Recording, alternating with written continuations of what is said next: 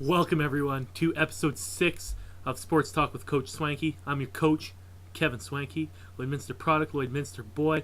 We are back to normal, and we're going to go through quite a few topics today. We're going to talk a little bit NHL lockout, the UFC, my picks of the week, Lance Armstrong, because I didn't really get to that lately, and the NFL. So, let's start episode 6. So, the NHL lockout. This Saturday, NHL and NHLPA, if they don't get to a deal, there will be an NHL lockout this Saturday in around 10 o'clock Mountain Time. There will be an NHL lockout. It will come to a fruition that we will not have we will be in an official lockout this year. The owners are and players are way far away from each other. If you look at it this time though, between the last time that there was an NHL lockout in 2004 and now, last time the NHL owners looked like the good guys, players looked like the bad guys. So they did not want a salary cap. They didn't want to have something there. And now it's the NHL owners because they don't want to give a share of revenue to the NHL players. But as you kind of go along, you have to think about, is the players really the good guys in this thing? They showed a little recent demographic on TSN that the players from the NFL and the NBA, though bigger markets and kind of a bigger sport in general in the U.S., the players there get less revenue sharing than the guys from the NHL. So you have to wonder, is the NHL players really the good guys in this situation? Are they the ones that are looking out for, they are truly looking out for themselves? The owners are looking out for themselves too. You have to think, they're the boss. They're trying to reduce payroll. So obviously it's the exact same thing. It's like each one wants money, one of them doesn't want to give it to the other. So we are in a standstill. They did have meetings this week. It got nowhere. There's nothing been made of these past two meetings in New York. TSN covered it. There was nothing that happened, and nothing seems to be happening in the very near future. We will be in a lockout come Saturday and going into Sunday morning. So look for NHL hockey to be officially locked out for another year. Gary Bettman continues to be one of the worst commissioners in sports as it is. So UFC 152 will be going down next weekend in Toronto, Ontario. Since then, there have been some changes to the card. When I originally made episode 4, I said that UFC champion John Jones would be going up against Lyoto Machida. Machida has since declined because he wanted a shot at Jones and another month to train, but he wanted this fight to go down in Brazil at UFC 153 on October 13th. Dana White didn't want that, so instead Dana found another contender in UFC legend, well, kind of a legend, in Vitor Belfort. Belfort took the fight. He's usually a middleweight at 185. He'll be moving up to 205. So that'll be an interesting little fight for him. I will be previewing the whole 152 card next week on my next show, so look forward to that. In more recent news, UFC 153, like I said, is going down in Brazil next week on October 13th. The headliner for that card was supposed to be Jose Aldo versus Eric Koch, which was originally the main event in UFC 149 for the Calgary card, but got moved to injury. Since then, Eric Koch had been injured, so it was going to be Jose Aldo versus most recently named featherweight Frankie Edgar. Frankie Edgar used to be the lightweight champion and lost to Benson Henderson recently, so he was going to get the shot at Aldo. Since then, Aldo's got hurt, so now they had to book a whole new main event. On top of that, Rampage Jackson was supposed to face Glover Teixeira, and he got injured. So Rampage and Aldo both take the star power out of this card. So the UFC did some move making. They've done some things. And now the new main event for the UFC 153 card will be a light heavyweight match between current UFC middleweight champion Anderson Silva and Ultimate Fighter. He's a legend in that way. Stephan Bonner. That will be the main event. The co-main event will be Ontario Big Nog Nogueira versus, let's see here, Dave Herman and Glover Teixeira will now face Fabio Malondo at a light heavyweight fight. So we got two light heavyweight fights and a heavyweight fight on a whole brand new 6 fight main card, which is kind of nice to have 6 fights if you're going to get the pay-per-view, if you're going to buy it, but it's still lacking that star power. And the UFC has just been hit by a huge injury bug through the whole summer, and it just seems to continue and continue and continue. It has to make you think, is the UFC having with all these pay-per-views really helping them or hurting them? I want to hear what you think. I personally think it is hurting them. They need to have more star power before they want to keep going and going and going. Have the UFC on Fox, that's cool. Have the Ultimate Fighter on FX, that's fine too. You don't need stuff on Fuel TV, and you can have your pay-per-views. You don't need to overexpand because you don't have the star power for it. I want to know what you guys think. Please leave a comment down below for that little section. So this kind of happened while that off time as well when I was making these NFL preview videos.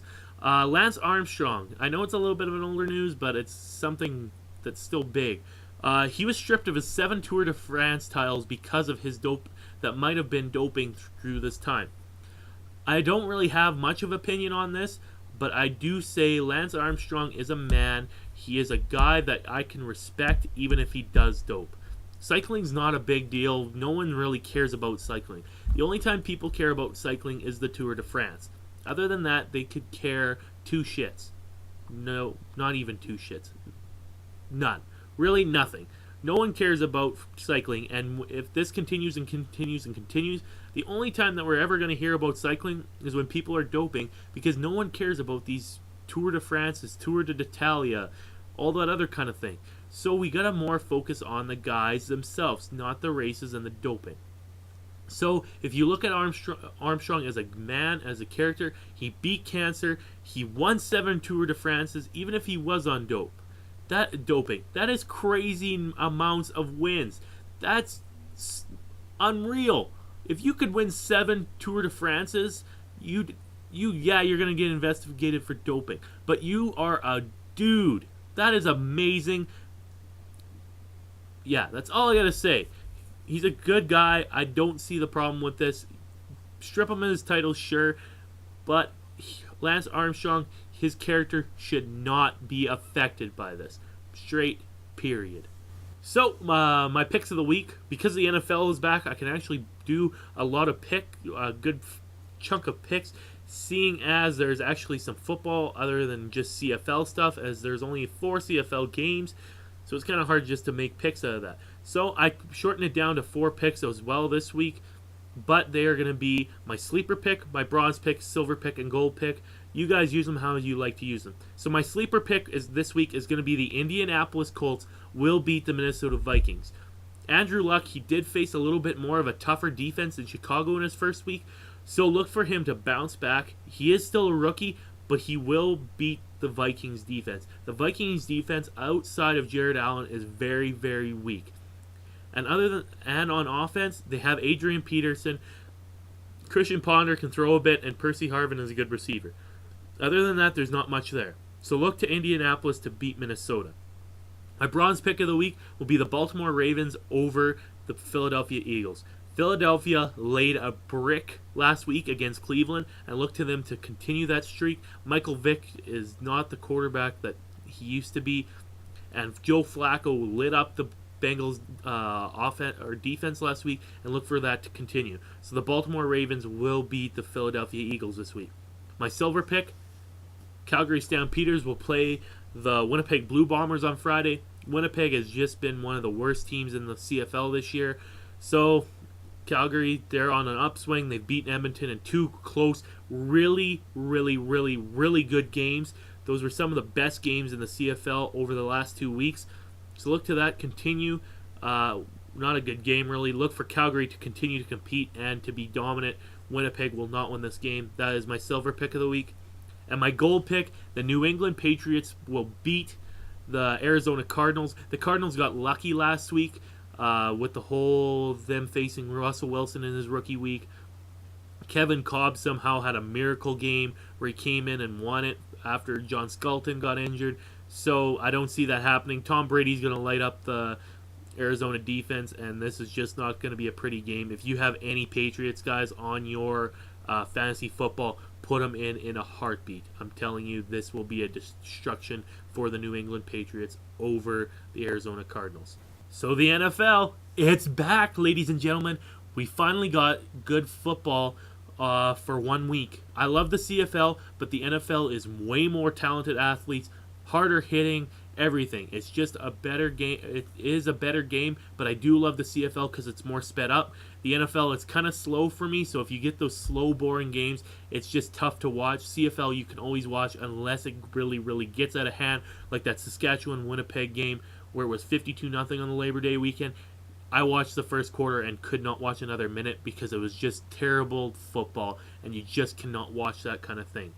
So the first week, it's been entertaining from the Wednesday kickoff to the Monday nighter. Well, the first Monday nighter, the Oakland Chargers game didn't really interest me, so that was kind of the big thing there. The rookie QBs, Brandon Weeden, terrible. He had a terrible first game. If you haven't seen Brandon Weeden get trapped under the American flag, look it up on YouTube. It's embarrassing for the guy. He hasn't even started a game yet, and he's already getting trapped under the American flag. It's not good things to start your career off, buddy. Not only that, but he went 12 for 35 for 118 yards and 4 INTs against the Eagles. And somehow, I don't know how, but he still had a chance to win this game. Cleveland lost 17-16 to the Eagles. How, I don't know, but it happened. Brandon Weeden, if he could have improved his numbers, we'd be talking about Cleveland winning and the Eagles losing, which would be straight ridiculous. And oh, jeez, I can't even think about it. Ryan Tannehill for the Miami Dolphins. He also had a pretty bad game. He lost to his team, the Miami Dolphins, lost to the Houston Texans 30-10. Tannehill went 20 for 36 with 200 and some yards and 3 INTs. So, again, not a great game for him either. And finally, Andrew Luck also lost, like I said, to the Bears. He faced a tough defense, so you got to give him some credit for facing a tougher defense than these other two did. But then again, Tannehill did face Houston's defense, which is probably one of the toughest defenses in the league. So, Luck, he did face a defense, but he still did get a touchdown pass. He put up 309 yards, but he did throw 3 INTs. So a little bit of bad numbers, but he wasn't the best rookie of the week. The best rookie of the week was RG3, Robert Griffin III. This guy from Baylor, the former Heisman Trophy winner, lit up the league last week. He kind of single-handedly beat the Saints. It was a 40-32 score. Griffin went 19 for 26 for 320 yards and 2 TDs. That's just straight crazy. The guy lit up the Saints. Drew Brees is one of the best quarterbacks, if not the best quarterback in the league right now, and he beat him. Robert Griffin III is a star in this league unless he shits a brick this week, which I could see coming, but you never know. But even without that, he had his 1 week of fame. People will be talking about him this week, and not only that, he got Griffining. If you don't know what Griffining is, think about it as Tebowing. Tebowing, you know, the whole little this. Well, that's Tebowing. Griffining, if you didn't watch the game, Griffin threw an 80-yard touchdown pass to Pierre Garçon and got hit as he threw the ball. As he watched Pierre Garçon go around, he did this as he was sitting on the ground. People have taken that to a whole new level and have started Griffining. So you might see people sitting down and doing this. You know what they're doing. They are Griffining. Robert Griffin III has become a Tim Tebow in a way, but we're not going to call him Tim Tebow because he's better than Tim Tebow and always will be better than Tim Tebow. Some of the surprises this week, though, were Carolina only ran for 10 yards on 13 carries. Last year, that was their dominant thing, and it has been their dominant thing for years, where they have been able to put up crazy rushing numbers, and that's why they have a couple of the best handcuff backs in the league. But D'Angelo Williams could not get going without Jonathan Stewart, and it really hurt him this week. And Cam Newton had to do a lot of passing through the air. If it wasn't for Cam Newton passing, they probably wouldn't have beat they would have lost to the Buccaneers even worse. So Carolina's got to step up their run game this week. New York Jets, they put up 48 points against the Buffalo Bills, which is straight crazy because they scored one touchdown all preseason. Mark Sanchez looked awesome, though it is against the Buffalo Bills. Buffalo is a terrible team and is not looking good. I don't know how some people were picking them to be one of the top contenders in this division, but I'm not the expert, as they say, as an ESPN guy. I'm Coach Swanky. I'm better than an ESPN expert. Philly's terrible offense. Vic, like I said, Vic passed for 29 for 56, 317 yards, 2 TDs, but 4 interceptions. And because of the terrible offense, they only beat the Cleveland Browns 17-16. It's stupid. I don't even want to talk about Philly anymore. The Detroit Lions barely beat the St. Louis Rams. St. Louis proves something to me, and if I had to make another sleeper pick, it would be St. Louis beating Washington. I don't think RG3 can keep it up, and I see promise in St. Louis. Look for them to be good in the future. Adrian Peterson performed well off his knee surgery. The dude tore an ACL and MCL and still came back and scored 2 TDs in the first week. The guy straight up put on his best beast mode performance and showed it in this week.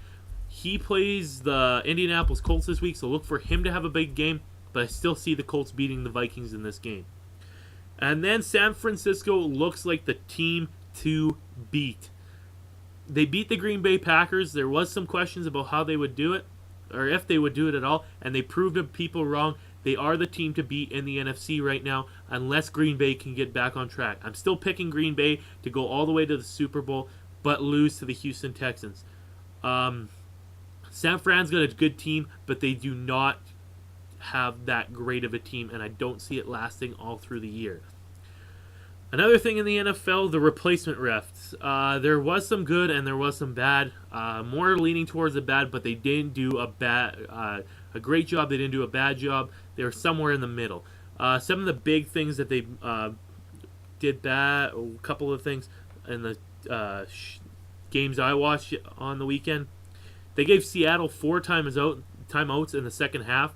If Seattle would have scored that touchdown at the end in that game, Arizona would have been bitching right now. The replacement refs would have been even worse than what they are now. But because Arizona won this game, it's not that big of a deal. And the other thing is the block in the back call in the San Francisco-Green Bay game. Randall Cobb scored a touchdown. He ran it all the way back, and the only reason he ran it all the way back was because there was a block in the back. They picked up this flag because they didn't think it was there, but it was definitely there. It's a good thing San Francisco won this game as well, or they would have had more bitching about that as well, on top of the Seattle thing with the 4 timeouts.